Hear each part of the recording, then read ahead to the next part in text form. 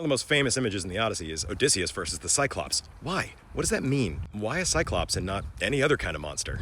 A Cyclops is one-sided, over-focused, single-minded, lacking depth, a barbarian. Maybe that's exactly the kind of monster Odysseus needs to face. The Cyclops' name is Polyphemus, which means the one with many voices.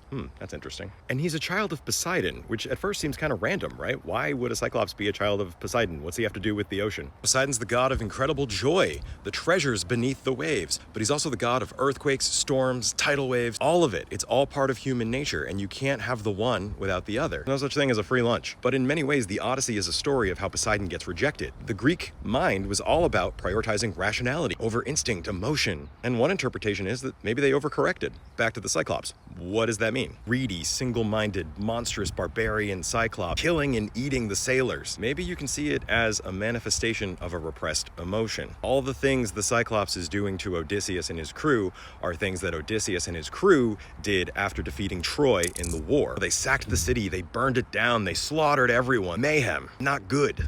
And Odysseus feels guilty about this. He regrets what they did. They went too far. It was bad. I think one way to hold this is Odysseus dealing with his shadow, the repressed war guilt for the atrocities during the Trojan War. Maybe you've heard the saying that a god ignored is a demon born. The story is all about the rejection of Poseidon and how to reintegrate that. A son of Poseidon would be something that we get from Poseidon. Well, if he's the emotions guy, a monstrous version of that would be if you repressed an emotion, it would become something that hurts you. Polyphemus. When he first meets the Cyclops, Odysseus tries to invoke Xenia, the sacred principle of divine hospitality of hosts and guests, particularly for people traveling in foreign lands. It was sacred to Zeus, and it was a really big deal. So Odysseus is like, oh, Cyclops, we're guests here. I invoke Xenia, the law of Zeus. And the Cyclops just goes, ha, why would I care about Xenia or the gods? And I think the subtext there is saying, because you didn't.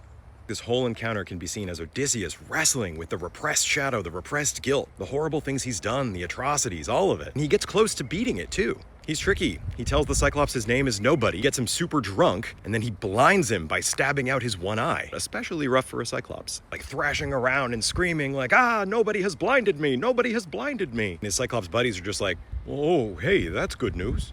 So by being nobody, Odysseus almost defeats the Cyclops for whatever the Cyclops represents. One of the major themes of the Iliad was Kleos, glory, and how it's not good. It leads you to do dumb things. It leads to hubris. Odysseus is so close to learning that lesson here, but at the last minute he makes the critical mistake. It was not nobody who blinded you, Polyphemus. It was I, Odysseus, king of Ithaca.